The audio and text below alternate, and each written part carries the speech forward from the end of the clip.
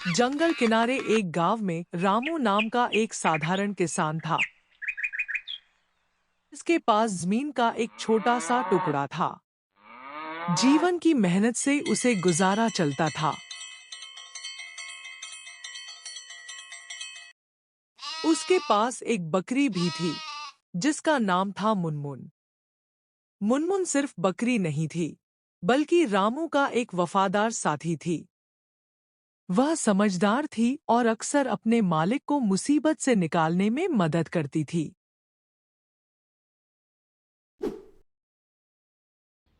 एक साल सूखा पड़ गया। आसमान से एक बूंद पानी भी नहीं गिरा। फसलें सूख गईं। रामू के पास खाने को कुछ नहीं बचा था। उसकी आंखों में उदासी साफ दिखाई दे रही थी। मुनमुन अपने मालिक की इस हालत को देखकर बहुत दुखी हुई। वह जानती थी कि उसे कुछ करना होगा।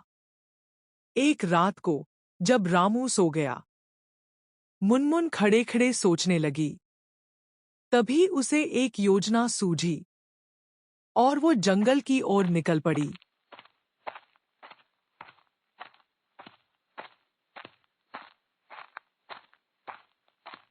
जंगल अजीबो-गरीब जानवरों से भरा हुआ था। उस जंगल में कुछ साधारण और कुछ विचित्र जानवर रहते थे। उसी जंगल में एक बुढ़ा भेड़िया भी रहता था, जो हमेशा किसी न किसी जानवर के तलाश में रहता था। पर अब वो शिकार नहीं कर पाता था। रोज की तरह आज भी भेड़िया शिकार पर निकलता है।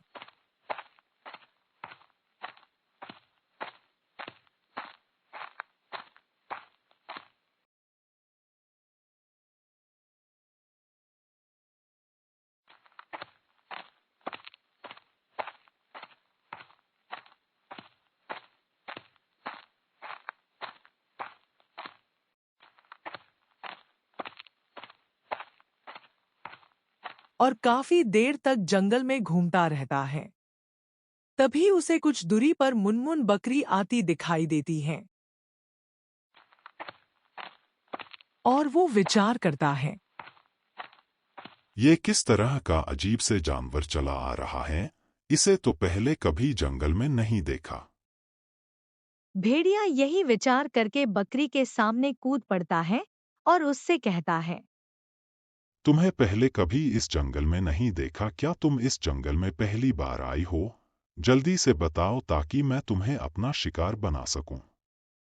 भेड़िए की बात सुन बकरी डर जाती है और मन ही मन सोचती है, ये आज मैं कहाँ फंस गई। अगर मैंने इस भेड़िए को बता दिया कि मैं एक बकरी हूँ और पास के गांव से आई हूँ, तो ये मेरा शिकार कर लेगा। मुझे इससे बचने की कोई तरकीब लगानी होगी।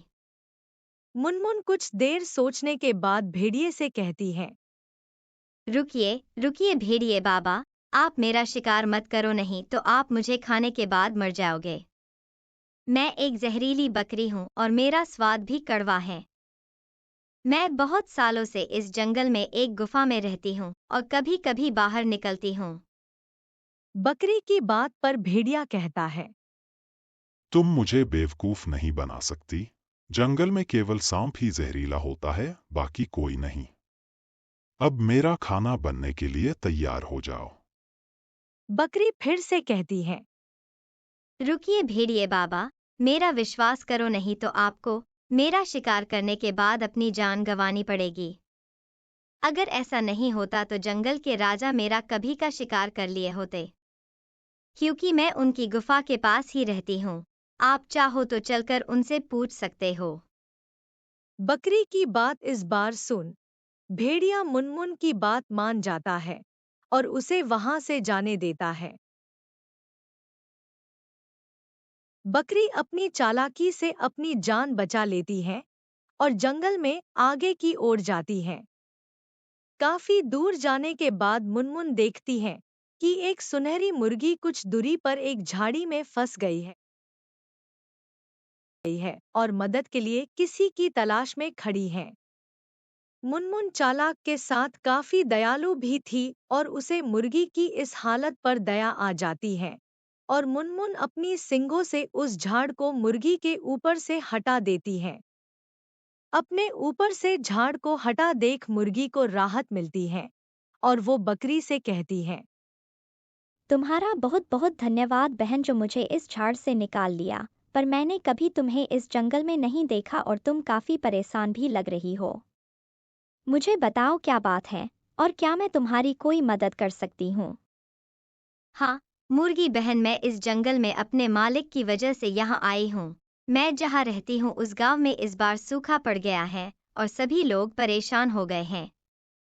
मेरे भी मालिक की सब फसल खराब हो गई है, जिसकी वजह से वे काफी दुखी हैं। और मैं यहाँ इस जंगल में अपने मालिक की परेशानी दूर करने का उपाय ढूंढने आई हूँ। मैंने सुना है ये जंगल तरह तरह के पशु पक्षियों से भरा है। हाँ बहन, तुमने एकदम सही सुना है, यहाँ हर तरह के पशु और पक्षी हैं। मैं भी उनमें से एक हूँ। तुम घबराओ नहीं, मैं तुम्हारी मदद करती हूँ। मैं एक सोने के अंडे देने वाली मुर्गी हूँ। तुम मेरे अंडे में से एक अंडा ले जाकर अपने मालिक को दे दो, जिसे वो बेचकर अपने नुकसान की भरपाई कर लगे। मुर्गी की बात सुन मुनमुन पास ही रखे अंडों में से एक अंडा ले लेती है और अपने गाँव में अपने मालिक के पास आ जाती है।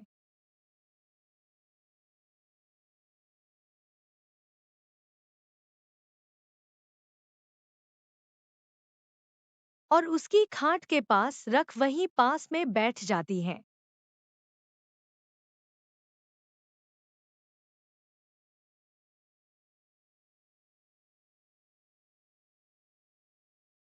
अगली सुबह मुनमुन रामू को जगाने लगी।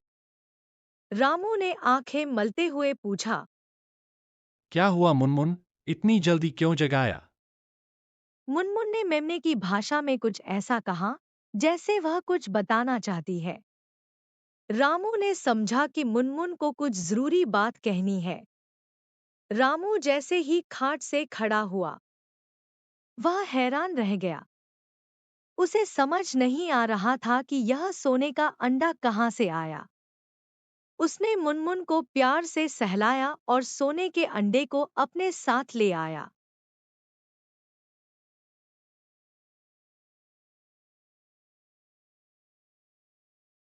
उसने सोने के अंडे को बेच दिया और खूब सारा अनाज खरीदा। अब उसके पास खाने के लिए भरपूर था।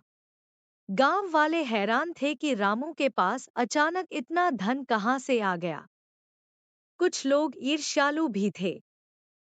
उन्होंने रामू पर कई तरह के आरोप लगाए, लेकिन रामू चुप रहा। वह जानता था कि सच्चाई क्या है और उसे मुनमुन पर पूरा भरोसा था। रामू के घर के पास ही एक घर और था, जिसमें एक लालची किसान रहता था। एक दिन वो रामू के घर आता है।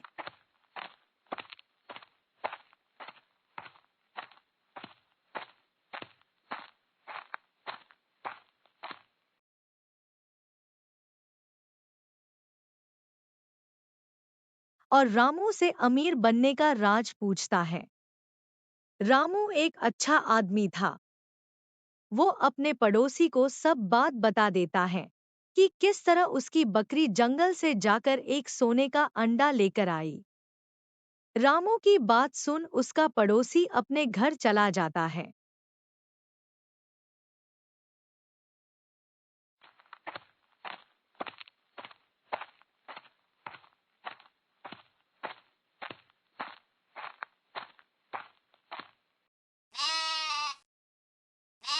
जहां वो अपनी पत्नी को रामू के अमीर बनने की बात बता देता है।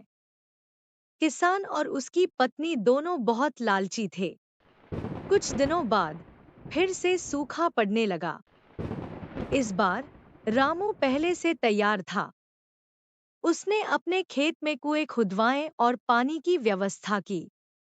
और इस तरफ लालची किसान दंपति भी रामू के जैसे अमीर बनने के लिए अपनी बकरी को जानबूझकर जंगल में छोड़ आते हैं और अपने घर चले आते हैं। बेचारी बकरी जंगल में चली जाती है और भेड़िए का शिकार बन जाती है। इस लालची किसान अपनी बकरी को भी खो देता है और उसे लालच का फल मिल जाता है। इस कहानी से हमें सीख मिलती है कि कभी भी हार नहीं माननी चाहिए। मुश्किल समय में भी उम्मीद और दृढ़ता से कामयाबी हासिल की जा सकती है। और कभी-कभी हमारे सबसे छोटे दोस्त भी हमारे सबसे बड़े सहयोगी बन सकते हैं।